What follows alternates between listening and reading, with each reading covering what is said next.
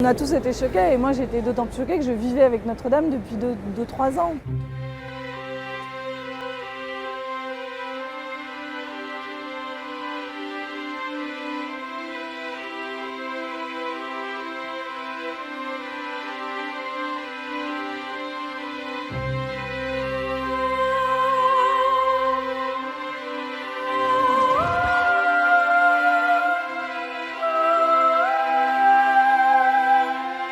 Avec les événements qu'il y a eu en avril 2019, on s'est aperçu que les gens étaient très attachés à Notre-Dame.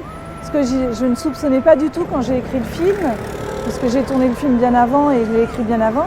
Et je ne pensais pas que les gens étaient si attachés à Notre-Dame. Pour moi, Notre-Dame, c'était un symbole de Paris, mais ce n'était pas comme la Tour Eiffel, par exemple. Et en fait, il y a un amour pour Notre-Dame qui s'est révélé avec ces événements.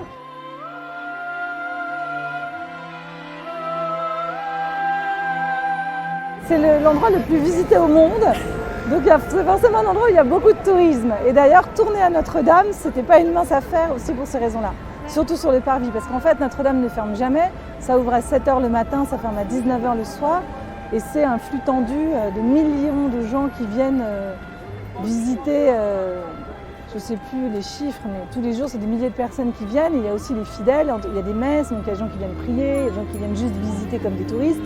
Et c'est pour ça d'ailleurs qu'on n'a pas le droit de tourner de jour, c'est qu'on ne pouvait pas interrompre en fait l'activité de Notre-Dame. On a tourné sur le parvis et on a surtout tourné à l'intérieur de Notre-Dame, et une scène qu'on a eu le droit de tourner que de nuit, parce que c'est une scène de baiser.